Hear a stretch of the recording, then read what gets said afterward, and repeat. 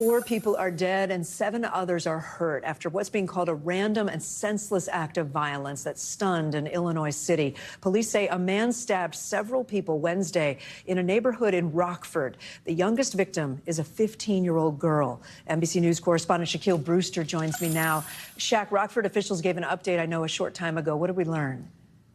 Yeah, we learned a lot of new information about not just what happened, but about the impact this is having on the community. These stabbings happened about 24 hours ago. Police say calls started coming in about 1:15 local time. They say it happened across 5 different individual locations where in total 4 people were killed. And Kate, we learned the names of those who were lost, starting with 63-year-old Ramona Schubach, 23-year-old Jacob Schubach. The police suggested that the suspect are at least familiar with those 2 individuals. Then there's 49-year-old Jay Larson, a 25-year veteran of the Postal Service. He was a postal worker and mail carrier. And then there was a 15-year-old girl, Jenna Newcomb. I want you to listen to what police said about her individual death.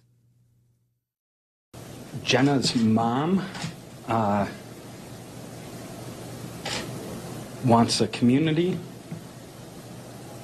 to know that Jenna died saving her sister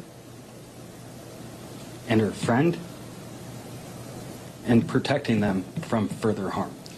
Now, there were about 7 others who were wounded, including one who was a police officer, another who was what's being called the Good Samaritan, who came in and helped stop and save a woman who was being attacked, and one who is still in the hospital, still in serious condition, and is currently intubated, Kate. Oh, Shaq, it's also senseless. Do we know anything about the suspect here?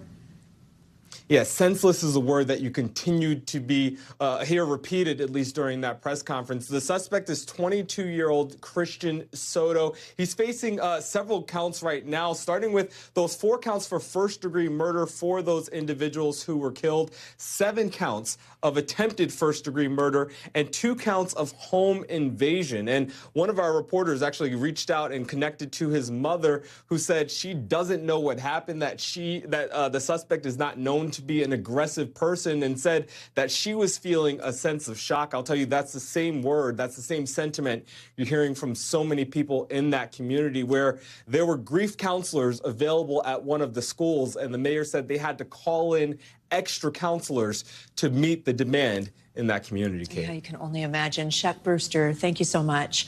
Thanks for watching. Stay updated about breaking news and top stories on the NBC News app or follow us on social media.